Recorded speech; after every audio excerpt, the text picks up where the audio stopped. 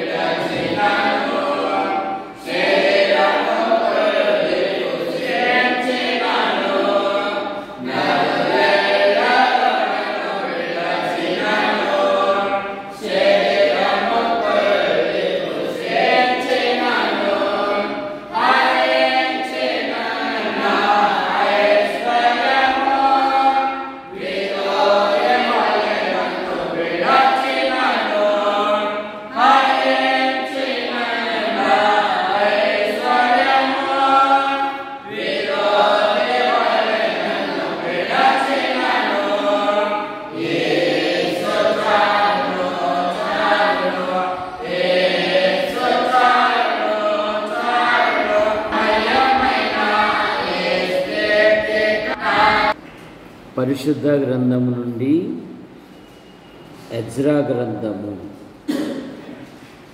10వ అధ్యాయము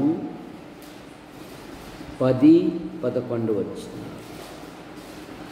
అప్పుడు యాజకుడైన ఎజ్రా లేచి వారితో ఇట్లనెను, మీరు ఆజ్ఞను మీరి అన్య స్త్రీలను పెళ్లి చేసుకొని ఇశ్రాయేలుల అపరాధములను ఎక్కువగా చేస్తారు. కాబట్టి ఇప్పుడు మీ పితరుల యొక్క దేవుడైన యెహోవా ఎదుట మీ పాపమును ఒప్పుకొని ఆయన చిత్తానుసారముగా నడుచుకొనుటకు సిద్ధపడి దేశపు జనులను అన్య స్త్రీలను విసర్జించి మీరు ప్రత్యేకపరుచుకొని ఉండుడనెను. ప్రార్థన చేసుకుంటాం. ప్రేమించిన మా తండ్రి, మీ నామాన్ని బట్టి మీకు స్తోత్రములు చెల్లిస్తున్నాను. యాడికి క్రైస్తవ కూడిక గృహం చేర్చబడిన ప్రతి కుటుంబాన్ని బట్టి మీకు స్తోత్రం. పగటి కాలములో మా పనులలో, ప్రయత్నములలో, సంచారములలో నిన్ను కాపాడువాడు కునకడు, నిద్రపోడు అని వాగ్దానం ఇచ్చి కాపాడుచిన విధానాన్ని బట్టి కూడా మీకు స్తోత్రం. సంఘ కార్యక్రమాలలో ఈ దినం బుధవారము బైబిల్ పట్టణం గనక పాటల ద్వారా నిన్ను స్తుతించుటకు, ఘనపరచుటకు, మహిమపరచుటకు మీరిచ్చిన ఘనతను బట్టి మీకు స్తోత్రం. మీ పక్షాన్ని నిలబడిన వాడు బలహీనుడు మరుగుపరచండి. నాతోనూ మాతోనూ యంత్ర శబ్దం ద్వారా ఎందరైతే వింటున్నారు ఆకర్షించమని యేసు ప్రభు నామములో ప్రార్థిస్తున్నాం తండ్రి, ఆమేన్. ఎజ్రా అనగా సహాయము అని అర్థం. 46వ కీర్తన 1వ వచనములో దేవుడు మనకు ఆశ్రయమును, ఆయన నమ్ముకొనదగిన సహాయకుడు అనే మాట మనం చూస్తాం. ఎజ్రా గ్రంథము ద్వారా మనము అనేకమైన మేలులు పొందుతాం. ఎందుకంటే పడిపోయిన వాటిని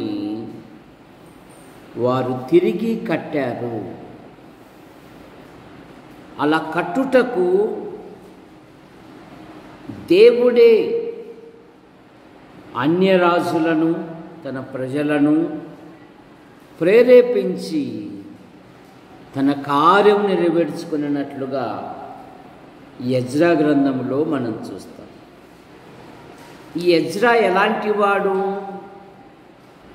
7వ అధ్యాయములో ఎజ్రాను గురించి మనకు మాట దొరుకుతుంది. 7వ అధ్యాయము మరి 10వ వచనం. ఈ ఎజ్రా యెహోవా ధర్మశాస్త్రమును పరిశోధించి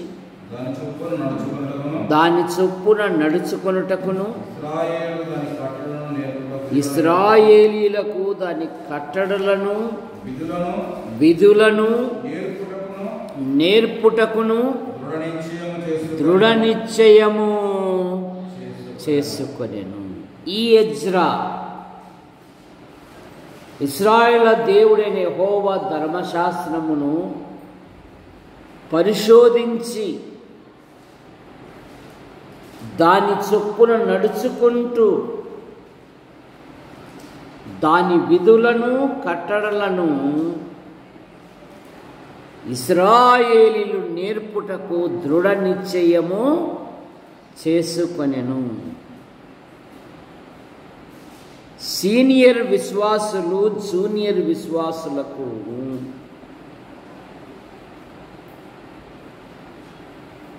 వారిని ప్రోత్సాహంగా మాట్లాడాలే తప్ప ఆ నూతనంగా వచ్చిన విశ్వాసుల మధ్య సంఘ బలహీనతలు కానీ సంఘములో ఉన్న లోపములు కానీ తెలియపరచకూడదు, వాళ్ళని ప్రోత్సహించాలి. ఎప్పుడైతే ప్రోత్సహిస్తావో వాళ్ళు ఆధ్యాత్మికంగా ఎదుగుతారు. ఎందుకంటే నూతనంగా వస్తున్న విశ్వాసులకు మరి సంవత్సరాల బడి రక్షింపబడిన నీవే ఒక మాదిరి. నీ మాటలు, నీ ప్రవర్తన, నీ అబద్ధాలు వాళ్ళు నేర్చుకుంటారు. వాళ్ళు కూడా సాకులు చెప్పేది నేర్చుకుంటారు. అలా కాదు, ఎజ్రా దాని చొప్పున నడుచుకొనుచు దాని కట్టడలను విధులను ఇశ్రాయేలు ప్రజలకు నేర్పుటకు దృఢ నిశ్చయం చేసుకుంది. కనుక మన ఆధ్యాత్మిక జీవితంలో ఇతరులను ప్రోత్సహించే వారముగా మనం ఉండాలి. ఆకుల్లా ప్రిస్కిల్లా వారు రోమా పట్టణమును వదిలేసి వచ్చారు.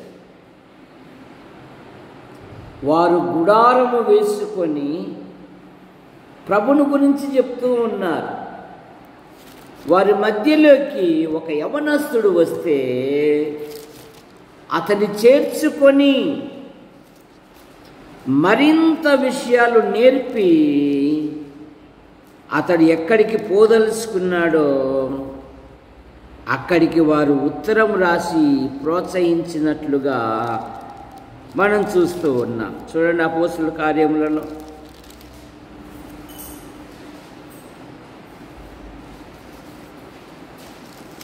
ఏం చేశారు వాళ్ళు? వారిని చేర్చుకొని ఒక యవనస్తుని వారు ప్రోత్సహించి పంపించినట్లుగా మనం చూస్తూ ఉన్నాం. కనుక ఎజ్రా తాను నేర్చుకోవడమే కాదు, ఇతరులకు కూడా అపోస్తలుల కార్యాలు 18వ అధ్యాయము 26వ వచనం, ప్రిస్కిల్లయు ఆకులయు విని ఏమని రాయబడింది? అతన్ని చేర్చుకొని దేవుని మార్గము మరీ పూర్తిగా అతనికి విశదపరిచిరి. అతడు అకాయకు పోదలసినప్పుడు అతన్ని చేర్చుకొనవలనని సహోదరులను ప్రోత్సాహపరుస్తూ అక్కడి శిష్యులకు రాసిరి.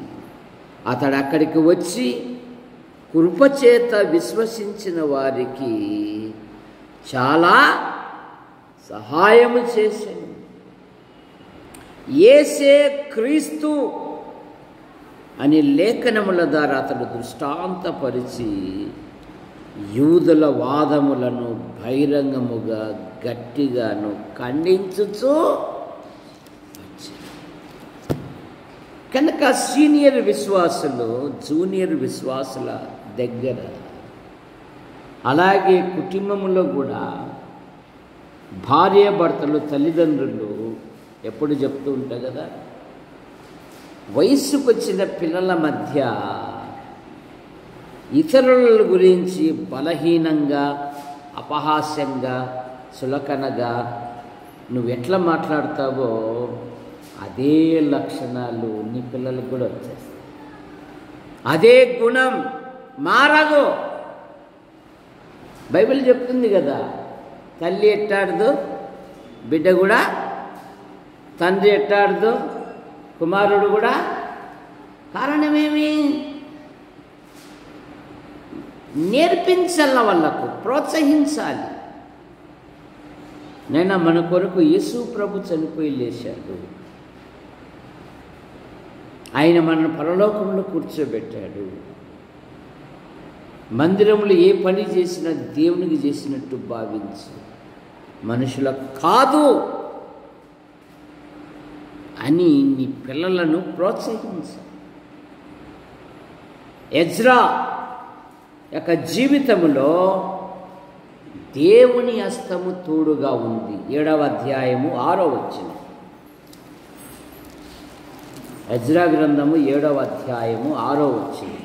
ఈ ఎజ్రా ఇశ్రాయేలు దేవుడైన యెహోవా అనుగ్రహించిన మోషే యొక్క ధర్మశాస్త్రమందు ప్రావీణ్యత గల శాస్త్రియు మరియు అతని దేవుడైన యెహోవా హస్తము అతనికి ఎప్పుడైతే నువ్వు సక్సెస్గా సాగాలి అంటే దేవుని హస్తము నీకు తోడుగా ఉండాలి. 9వ వచనంలో కూడా అదే మాట, అలాగే 28వ వచనంలో కూడా అదే మాట. అందుకని ఎజ్రా ఎప్పుడు ఒక మాట అంటాడు, నా దేవుని కరుణాహస్తము నాకు తోడుగా ఉన్నందున అంటాడండి. ప్రతి విషయములో ఎజ్రా నా దేవుని కరుణాహస్తము నాకు తోడుగా ఉంది. ఆయన నన్ను బలపరిచాడు, ఆయన నన్ను ప్రోత్సహించాడు. ఈ కార్యమంతా సఫలంగా అవ్వడానికి నా గొప్పతనం కాదు, కానీ నా దేవుని కరుణాహస్తం. దేవుని కరుణాహస్తము తోడుగా ఉన్నందుకు అక్కడే ఉంది శ్రేష్టమైన మాట. చూడండి, అతడు ఏ మనవి చేసినను రాజు అనుగ్రహించెను. ఎంత శ్రేష్టమైన మాట అండి. అతడు ఏదడిగినా దేవుడు అతని విషయంలో అద్భుతమైన జవాబు దయచేస్తూ ఉన్నాడు. 9వ వచనములో చివరి మాట, తన దేవుడైన కరుణాహస్తము తనకు తోడుగా ఉన్నందున. 28వ వచనములో, నా దేవుడైన కరుణాహస్తము నాకు తోడుగా ఉన్నందున నేను బలపరచబడి నాతో కూడా వచ్చుటకు ఇశ్రాయేలీల ప్రధానులను నేను సమకూర్చాను. నా దేవుని కరుణాహస్తం ఎప్పుడైనా నీ జీవితములో, నీ కుటుంబములో దేవుడు చేసిన ప్రతి విషయములో ప్రభుని హెచ్చించావా, లేదా నిన్ను నీవే హెచ్చించుకుంటున్నావా? భక్తులు ఏమంటున్నారంటే, నా దేవుని కరుణాహస్తం, నా దేవుని కరుణాహస్తం. ఎజ్రాలో ఉన్న మరో మాట ఏంటంటే, రాజు యొద్ద ఏ మనవి చేసినను రాజుగారు అతనికి దయచేసేవారు. అంత మాత్రమే కాదు, ఎజ్రా ప్రతి విషయములో దేవుని స్తుతించేవాడు. 7వ అధ్యాయము 27వ వచనం. 7వ అధ్యాయము ఎజ్రా గ్రంథము 27వ వచనం.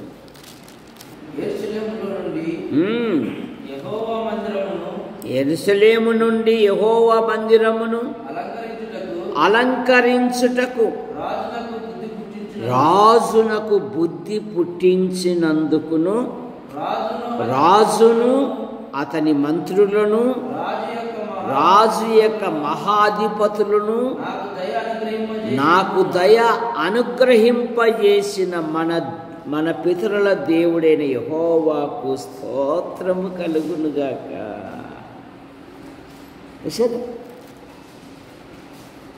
దేవుని స్తుతిస్తున్నాడు ఎజ్రా. ఈ పనిలో రాజుగారికి సంబంధించిన కింద ఉన్న ప్రతి వారు నన్ను ప్రోత్సహించారండి, నన్ను బలపరిచారండి. దేవుని మందిర నిర్మాణ విషయంలో అన్ని విధాలుగా దేవుడు నాకు సహాయం చేశాడండి.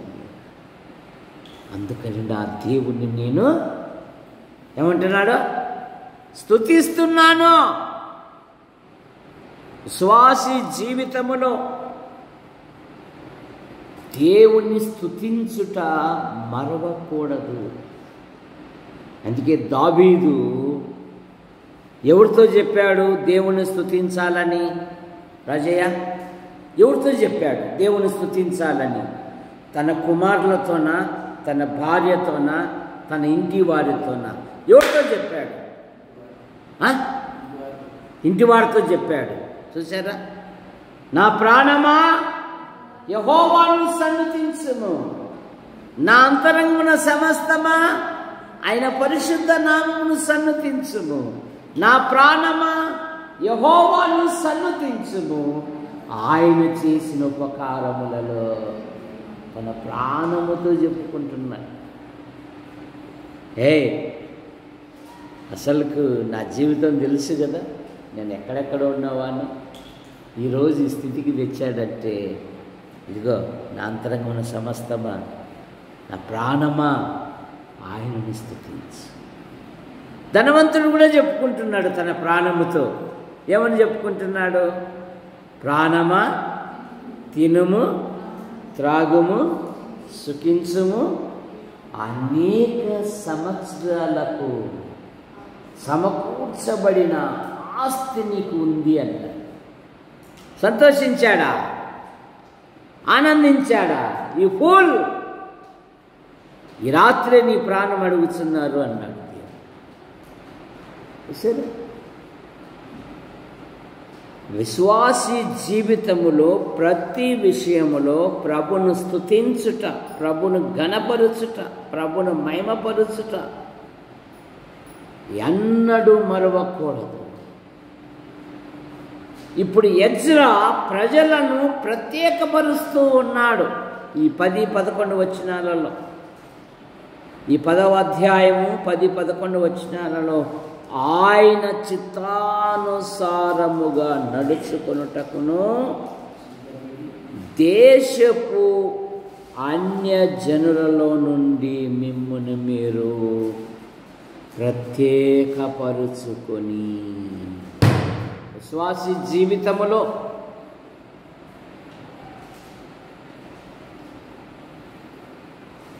రాను రాను రాను రాను రాజుగారి గుర్రము గాడిదైందా?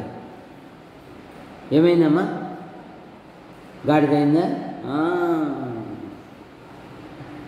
ఆధ్యాత్మిక జీవితంలో, విశ్వాసి యొక్క ఆధ్యాత్మిక జీవితంలో ఈ లోక విషయాలలో చిక్కుకొనకూడదు.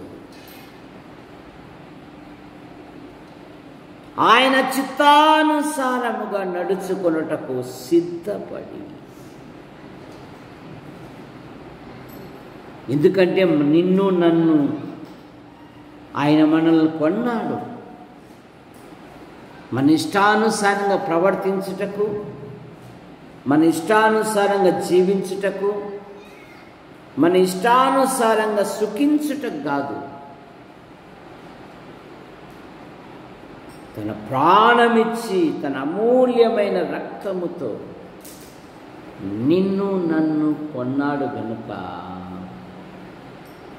మూర్ఖులకు ఈ తరము వారికి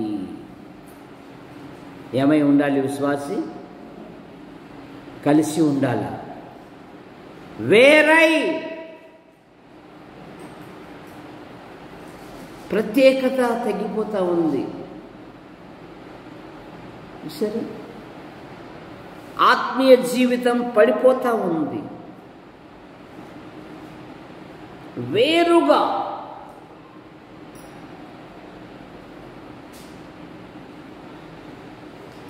ఓడ సముద్రములో ప్రయాణం అవుతుంది. సముద్రంలో ప్రయాణం అవుతుంది కదా అని చెప్పేసి సముద్రపు నీరు ఓడలేకొస్తే ఏమైపోతుంది? మన ఆధ్యాత్మిక జీవితం కూడా అంతే.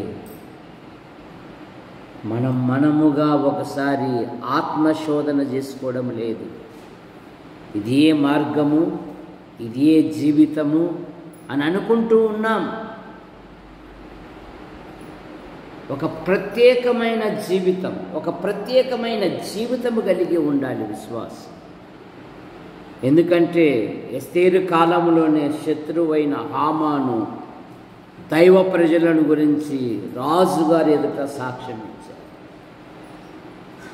మీ సంస్థానములలో ఒక జాతి వారు చెదరి ఉన్నారు, వారి విధులు సకల జనుల విధులకు వేరుగా ఉన్నవి.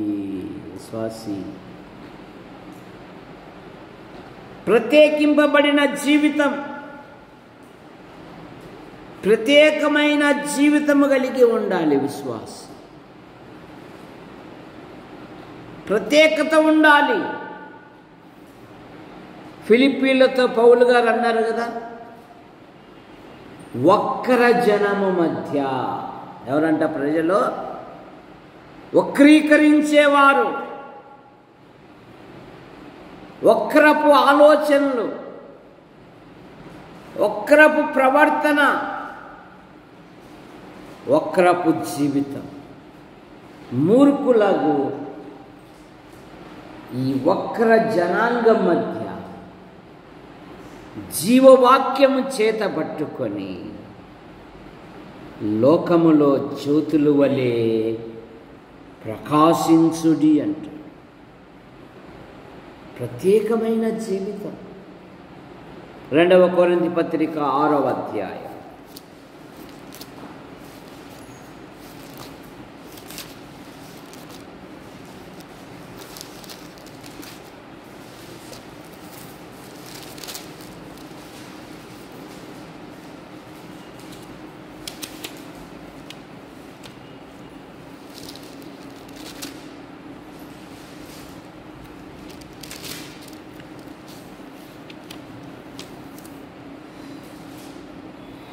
పద్నాలుగో వచనం నుండి, మీరు అవిశ్వాసులతో జోడుగా ఉండకుడి, నీతికి దుర్నీతితో ఏమి సాంగత్యం, వెలుగునకు చీకటితో ఏమి పొత్తు, క్రీస్తునకు బెలియాలతో ఏమి సంబంధం, అవిశ్వాసితో విశ్వాసికి పాలెక్కడిది, మీరు దేవుని ఆలయమునకును విగ్రహములతో ఏమి పొందిక, మనము జీవము గల దేవుని ఆలయమై ఉన్నాం. అందుకు దేవుడు ఇలాగూ సెలవిచ్చుచున్నాడు, నేను వారిలో నివసించి సంచరింతును, వారి దేవుడునై ఉందును, వారు నా ప్రజలై ఉందురు, మీరు వారి మధ్య నుండి బయలువెడలి ప్రత్యేకముగా ఉండుడి, అపవిత్రమైన దానిని ముట్టకుడని ప్రభు సెలవిచ్చుచున్నాడు. నేను మిమ్మల్ని చేర్చుకొందును, మీకు తండ్రినై ఉందును, మీరు నాకు కుమారులను కుమార్తెలై ఉందురని సర్వశక్తి గల ప్రభు చెప్పుచు. ప్రియులారా, మనకి ఈ వాగ్దానములు ఉన్నవి గనుక దేవుని భయముతో పరిశుద్ధతను సంపూర్తి చేసి శరీరమునకును ఆత్మకును కలిగిన కల్మషము నుండి మనలను పవిత్ర పరుచుకుంది. ఏమి సంబంధం? విశ్వాసి జీవితంలో ఒక ప్రత్యేకమైన జీవితం. కానీ విశ్వాసి లోతు సొదొమ గొమొర దగ్గరికి దేవదూతలు వచ్చినప్పుడు లోతు ఎక్కడ కూర్చున్నాడంటే సొదొమ గవిని యొద్ద కూర్చున్నాడు. తన కుటుంబము ఆధ్యాత్మికంగా భ్రష్టమైనట్లుగా మనం చూస్తాం. ఒక ప్రత్యేకత, ఒక ప్రత్యేకమైన జీవితం. రెండవ మాట భక్తుడు అడుగుతూ ఉన్నాడు 143వ కీర్తన 10వ వచనములో భక్తుడు ప్రార్థిస్తున్నాడు, నీవే నా దేవుడవు, నీ చిత్తానుసారంగా ప్రవర్తించుటకు నాకు నేర్పయ్యా. ఏమడుగుతున్నాడు భక్తుడు? దేవా, నీవే నా దేవుడవు,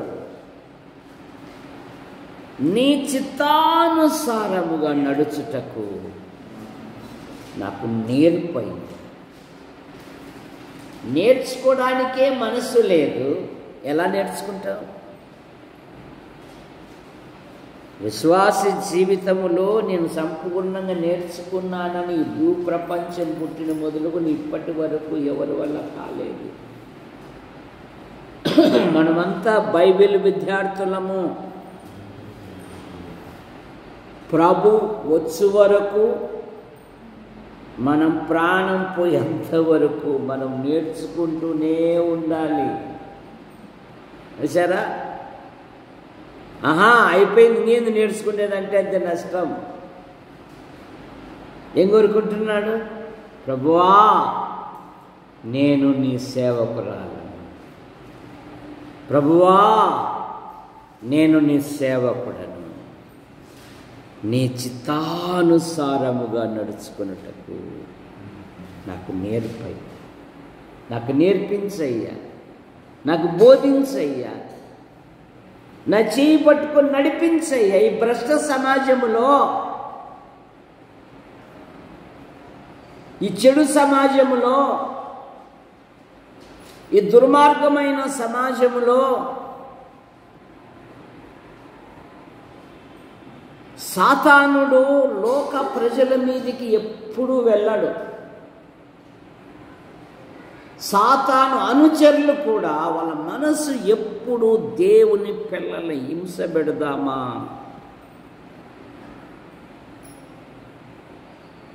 ఎదుటి వారికి హాని చేయనిదే వారికి నిద్ర రాదు. సరే, ఎదుటివాడు ఏడుస్తూ ఉంటే నీకు సంతోషం.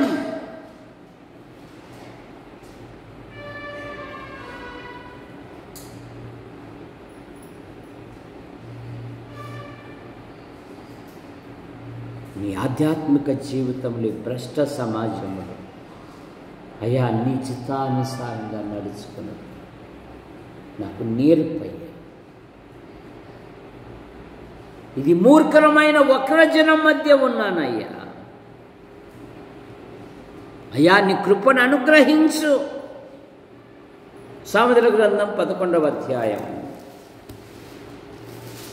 20 వచ్చింది.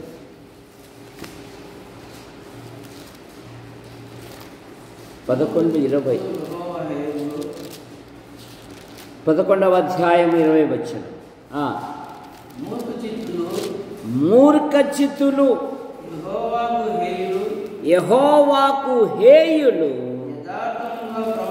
యథార్థముగా ప్రవర్తించువారు ఆయనకిష్టులు. యథార్థముగా నడుచుకునేవారు. వాడు మూర్ఖుడు. చూసారా? తాగుడుపోతున్నాడు అనుకోండి, దారిన పోయిన వాడిని తిడుతున్నాడు అనుకోండి, ఆ పడిన వాడు కొట్టేకొస్తే సార్ సార్ సార్ వాడిని కొట్టినా ఒకటే, కుక్కని కొట్టినా ఒకటే సార్, వదిలేసేయండి సార్. సరే, వాడు ఎంత ధనవంతుడైనా కూడా ఏమంటారు? సార్ వాడిని కొట్టినా ఒకటే, కుక్కని కొట్టినా కూడా వాడు కుక్కతో సమానం సార్, వదిలేయండి సార్. చూసారు? వాడు ధనవంతుడు కావచ్చు, కానీ వాని వ్యసనమే వాని దిగదారి చేసింది. వాని అలవాట్లే వాడిని దిగదారి చేస్తాయి. వాడి నడవడే వాడి దిగదార్చేస్తుంది. వాని ప్రవర్తన జీవితమే వాని నష్టానికి నాశనానికి ముంచివేస్తుంది. సార్ పోనీలే సార్, వాణ్ణి కొట్టిన ఒకటే, కుక్కను కొట్టిన ఒకటే సార్ అంట. మూర్ఖ చిత్తుడు వాడు మూర్ఖుడు. వాడు కాదు దేవునికి ఇష్టం. యథార్థముగా ప్రవర్తిస్తాడే వాడు ఆయనకి ఇష్టం. 84వ కీర్తనలో యథార్థముగా ప్రవర్తించువానికి ఆయన ఏ మేలు చేయక మానడు అనే మాట మనం చూస్తాం. 3వ మాట, మన ఆధ్యాత్మిక జీవితములో ఈ భ్రష్టమైన లోకములో ఆయన చిత్తానుసారంగా నడవాలి. 1 తెస్సలోనికలు 4వ అధ్యాయము 4వ వచనం. 4:4 మీలో ప్రతివాడును దేవుని ఎరగని అన్యజనుల వలె కామాభిలాషయందు కాగా పరిశుద్ధతయును ఘనతయందును తన ఘట్టము ఎట్లు కాపాడుకొనవలను అది ఎరిగి ఉండియే దేవుని చిత్తము. మీలో ప్రతివాడును దేవుని ఎరగని అన్యజనుల వలె కామాభిలాషయందు కాక. ఈ దినాలలో సామెతల గ్రంథంలో ఒక మాట ఉంది, ప్రాకారము లేని పురము ఎట్లో తన మనస్సు అణుచుకొనని వాని జీవితము కూడా అంతేనంట. సామెతలు 25వ అధ్యాయంలో చూడండి.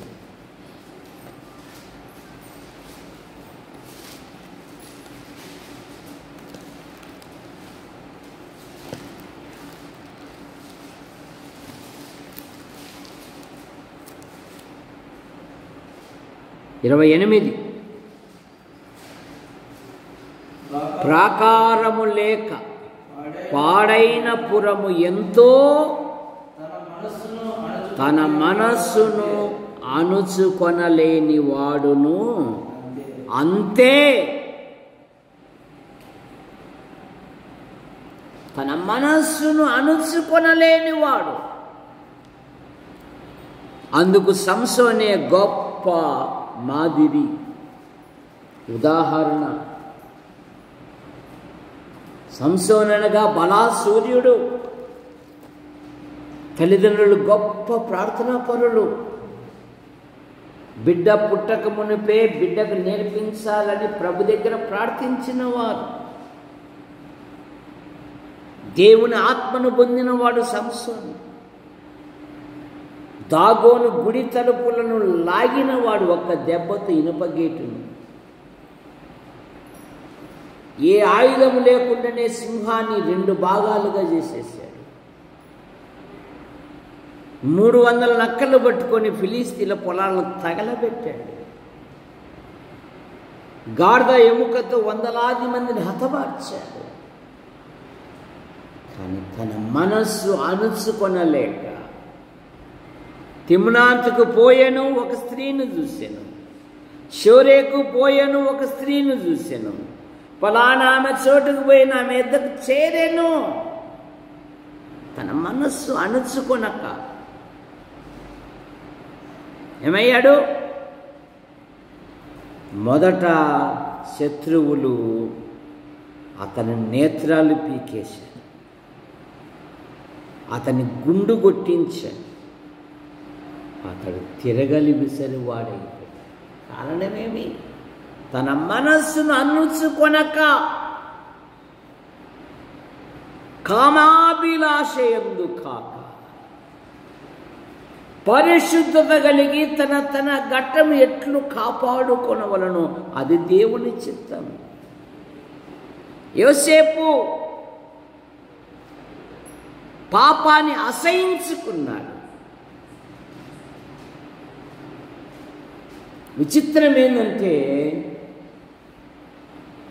అసూయబడిన అన్నలు ఎక్కడున్నారో అదే స్థలములో, కింది స్థలములో ఉన్నారు. నిందను అనుభవించిన యోసేపు చక్రవర్తి అయ్యాడండి. వాళ్ళు అక్కడే ఉండిపోయారు. ఎందుకంటే వాళ్ళ జీవితం అంతా ఎగతాళి చేసేది.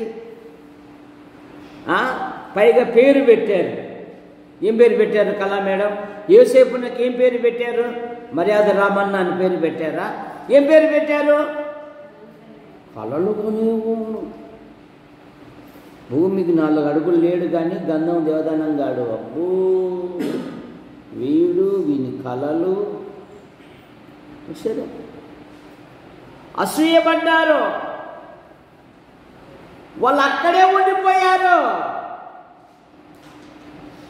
దేవుని కొరకు సాక్షిగా నిలబడిన యోసేపు ప్రపంచ పోషకునిగా చేశాడు దేవుడు. సరే, వాళ్ళ స్థానం అదేగా. వాళ్ళు పైకెక్కలేరు, కిందికి లాగలేరు. వాళ్ళు ఆడే యోసేపు అన్నలు. కానీ యోసేపు అయితే ఐగుప్తునకు నియమించాడు దేవుడు. జాగ్రత్త మన ఆధ్యాత్మిక జీవితంలో,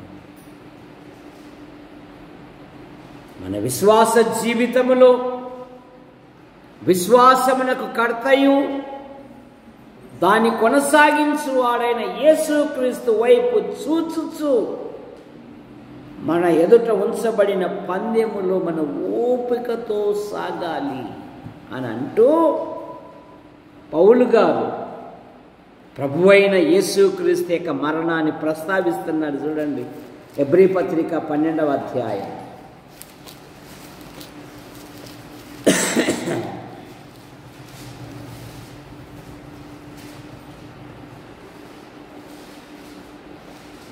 మన ఎదుట ఉంచబడిన ఆనందము కొరకై పందెముకై ఓపికతో పరిగెత్తుచు ఆయన తన ఎదుట ఉంచబడిన ఆనందము కొరకై అవమానమును నిర్లక్ష్యపెట్టి సిలువను సహించి దేవుని సింహాసనమున కుడిపార్శ్వమున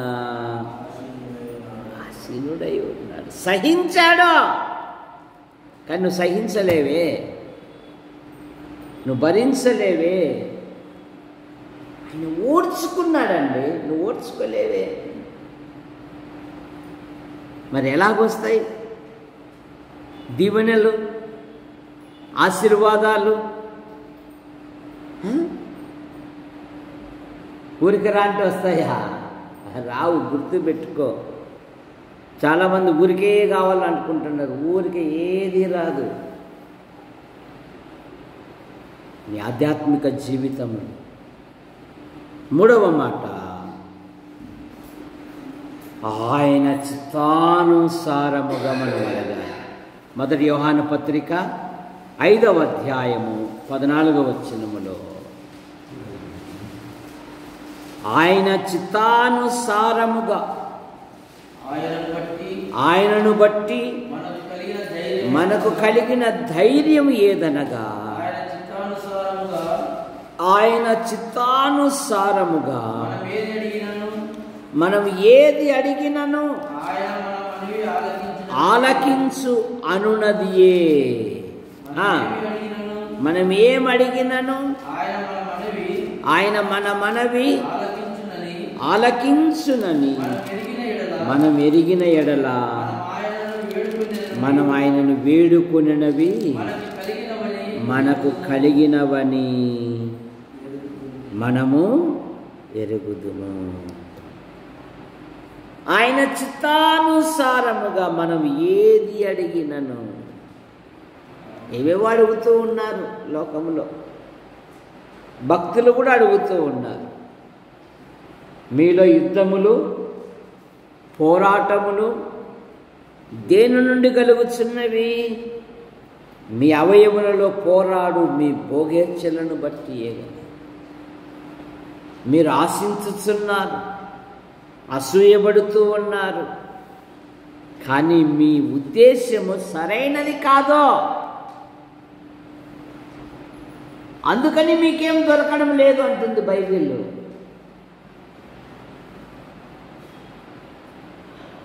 కానీ సొలొమోను గురించి ఏం చదువుతామంటే, సొలొమోను చేసిన ఈ మనవి ప్రభునకు అనుకూలమాయను.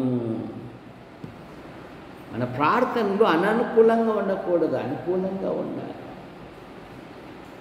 ఆయన చిత్తానుసారంగా మనం ఏది అడిగినను చూసారు, ఆయన మన మనవి ఆలకించు అనున్నదియే. విశ్వాసి జీవితములో ప్రతి విషయములో ఆయన చిత్తానుసారంగా సిద్ధపడి ఉండాలంట. లూకా సువార్త 12వ అధ్యాయం 47వ వచనం. 12:47 తన యజమానుని చిత్తమెరిగి ఉండి సిద్ధపడక జరిగింపక ఉండు దాసునికి అనేక దెబ్బలు తగులును. ఎందుకు దెబ్బలు తగులుతాయంట? తన యజమానుని చిత్తం ఎరిగి ఉండి సిద్ధపడక.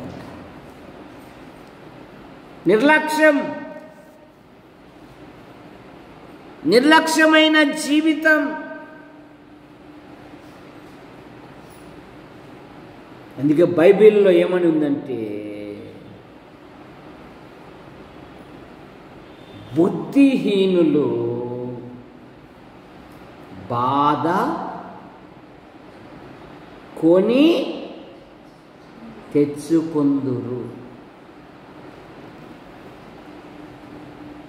వాళ్ళు బాధ కొని తెచ్చుకుంటారంట.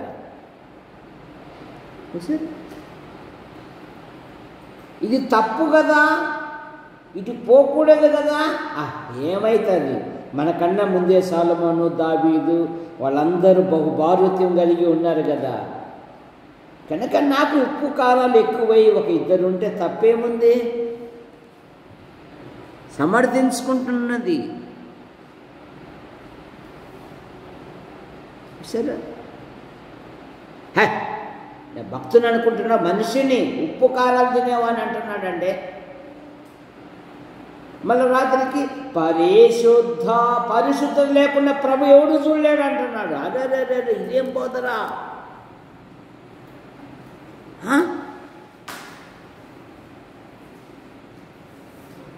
ఆయన చిత్తమెరిగి ఉండి సిద్ధపడని వానికి అనేక దెబ్బలు తగులును. సిద్ధపడి ఉన్నవారు ఏమయ్యారు? పెళ్లి కుమారునితో విందుకు లోపలికి వెళ్ళారు. చూసారా? సిద్ధపడి ఉన్నవారు పెళ్లి కుమారునితో. మత్తయి సువార్త 25:10.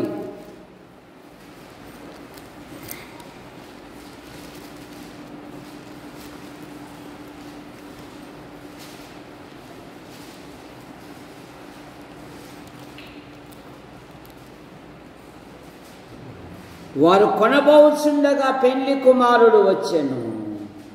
అప్పుడు సిద్ధపడి ఉన్నవారు అతనితో కూడా పెళ్లి విందు లోపలికి పోయింది. సిద్ధపడి ఉన్నవారు సిద్ధపడక ఉండని వానికి అనేక దెబ్బలు. ఎందుకు? తన యజమానుని చిత్తం ఎరిగి ఉండి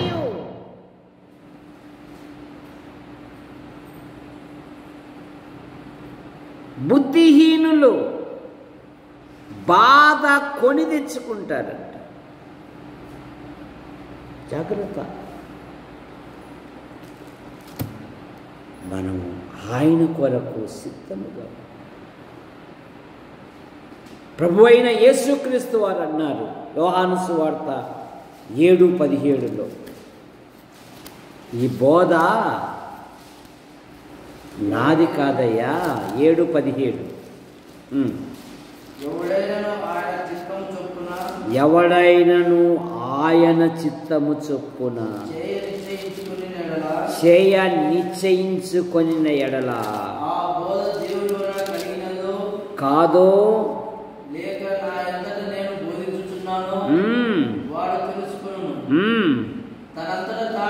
నా అంతటా నేనే బోధించుచున్నాను వాడు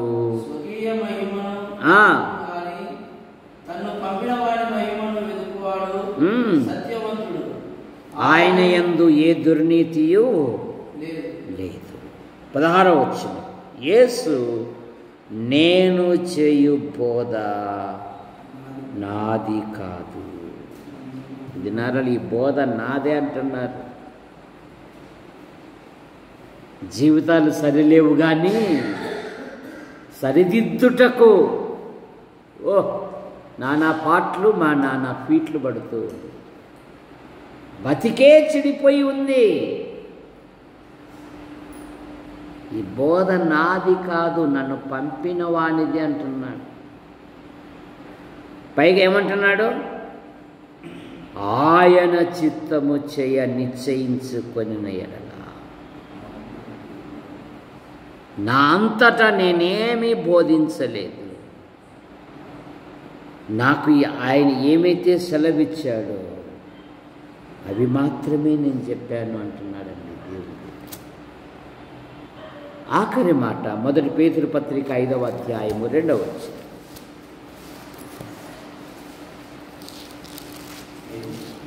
5:2 1 పేతురు పత్రిక.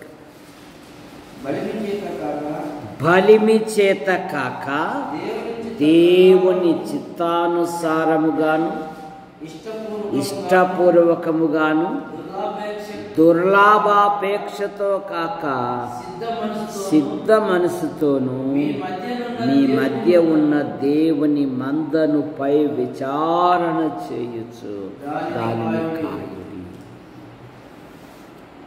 సరే, ఆయన చిత్తానుసారముగా మందను కాయుడి. ప్రార్థన చేసుకుందాం. యేసు ప్రభువా, మీకు స్తోత్రములు చెల్లిస్తున్నాను. ఎజ్రా తన ఆధ్యాత్మిక జీవితంలో తాను నడవడమే గాక తన ప్రజలను సిద్ధపరిచాడు. పలుమార్లు దేవుని స్తుతించినట్లుగాను తన ప్రజలను ప్రత్యేకపరిచాడు. మా ఆధ్యాత్మిక జీవితములో లోకములో ఉన్నదంతయు శరీరాశ, నేత్రాశ, జీవ అయా లోకములో ఉన్న దేనిని ప్రేమించక విశ్వాసమునకు కర్తయు దాని కొనసాగించువాడైన యేసుక్రీస్తు వైపు చూచుచు మా ఎదుట ఉంచబడిన పందెములో ఓపికతో పరిగెత్తుటకు మీ కృపను తయారు చేయండి నైనా. ఈ నీరు కట్టి ఫలింప చేయమని అడుగుతున్నాను. సహోదరుడు గంధం దేవదాను ద బైబిల్ స్టడీ యూట్యూబ్ ద్వారా వీక్షిస్తున్న ప్రతి వారిని కూడా మట్టి యాడికి క్రైస్తవ కూడిక గృహం చేర్చబడిన ప్రతి కుటుంబాన్ని బట్టి ముగిస్తూ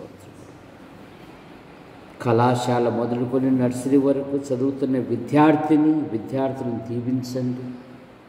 కొందరు ఆయా పరీక్షలలో మంచి ఫలితాలతో పాస్ అయ్యారు, మరి కొందరు తప్పిపోయారు. వారు రాయుటకు మీ కృపను దయచేయండి. మంచి ఫలితాలతో పాస్ అవటం కూడా మీ కృపను దయచేయండి. ప్రతి కుటుంబములో ప్రతి విధమైన అవసరాలు మీరు తీర్చండి.